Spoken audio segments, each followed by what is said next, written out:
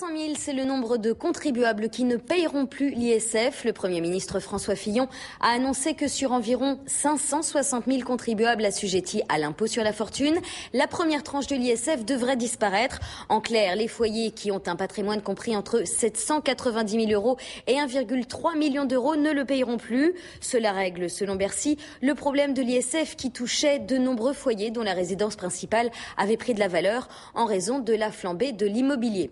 Pour rassurer les classes moyennes, le Premier ministre a exclu de toucher au livret A, à l'assurance vie du petit épargnant, ni à aucun déplacement des ménages qui ne sont pas à l'ISF aujourd'hui. Pas question non plus d'alourdir les droits de succession ou de taxer les plus-values sur la résidence principale. Le gouvernement planche en ce moment sur 2 scénarios pour réformer l'ISF, soit un réaménagement de l'ISF moins risqué, soit une taxation des évolutions du patrimoine plus radicale. Dans le contexte actuel et à l'approche de la présidentielle, la première solution aurait davantage de chances de l'emporter.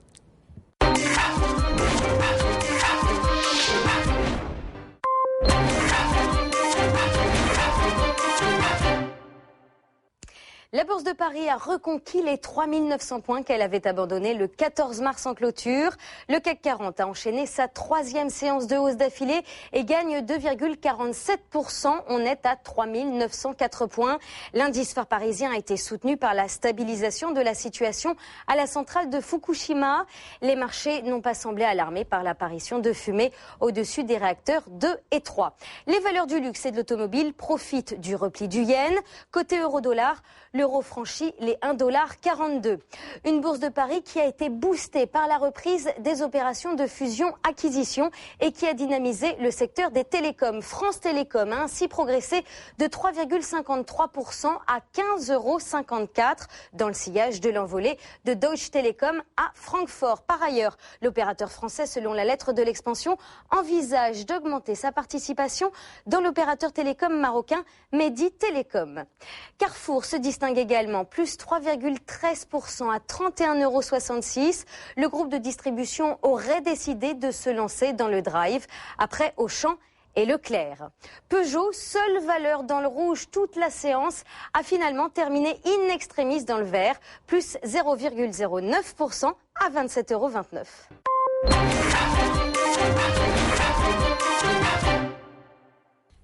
Et bonjour Maud, la Bourse de Paris termine en baisse.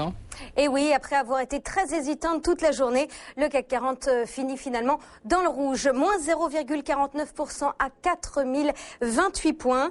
En effet, les investisseurs sont restés figés à l'annonce de la BCE qui a, comme prévu, augmenté ses taux d'un demi-point, passant de 1 à 1,25%. Une façon de contenir l'inflation observée ces derniers mois. Alors, le président de la BCE, Jean-Claude Trichet, a pourtant assuré que cette mesure ne serait pas la première d'une série de hausses, mais manifestement, les investisseurs n'ont pas cru à une hausse sans suite. Alors du côté des valeurs, les bancaires ont évidemment retenu l'attention après l'annonce de la BCE et on retiendra particulièrement la Société Générale qui a gagné 0,9% après avoir caracolé en tête. Le titre finit à 47 €, le titre qui a pourtant été dégradé par UBS. À noter, c'est demain que le superviseur bancaire européen dévoilera la liste des établissements retenus pour les tests de résistance des banques européennes. Merci beaucoup Maud, c'était la Bourse.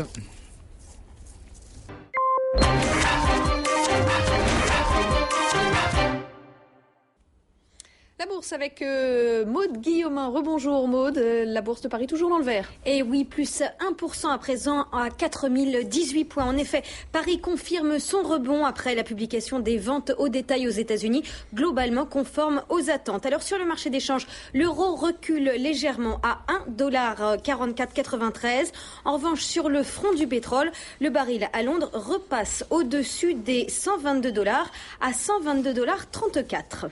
Et côté valeur à Paris, c'est Alcatel-Lucent qui est en tête du CAC 40. Et oui, toujours plus 5,3% à 3,97 €. Alcatel qui profite d'un relèvement de recommandations de Morgan Stanley. Alors parmi les autres valeurs technologiques, ST Microelectronics rebondit également, plus 1,6% à 8,39 € après une chute de plus de 8% au cours des 5 dernières séances. Total gagnait également 1% à 42,36 €. Le titre résiste bien après l'abaissement d'un cran de sa note par Standard & Poor's. Et puis on notera également en baisse, la seule valeur en baisse du CAC 40, c'est Technip qui perd 0,3% à 75,21 €.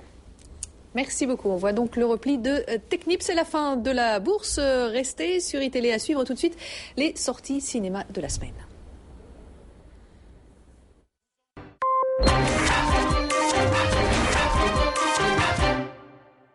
Oui, la bourse qui termine ce soir en baisse. Bonsoir Maud. Bonsoir. En effet, on repasse sous les 4000 points, moins 0,9% à 3970 points. La bourse de Paris qui a battu en retraite face à une conjonction de facteurs négatifs. Les spéculations sur une possible restructuration de la dette grecque ont évidemment créé l'inquiétude, sans oublier un regain de tension inflationniste en Chine. Alors, coup de projecteur sur une des rares valeurs dans le vert, Danone qui gagne 1,9% à 47,75 €. Au premier trimestre, le géant de l'agroalimentaire a enregistré une croissance de près de 20% à 4,7 milliards d'euros. Un chiffre d'affaires trimestriel très satisfaisant. Une hausse de ses ventes due notamment aux synergies d'intégration d'Unimilk en Russie.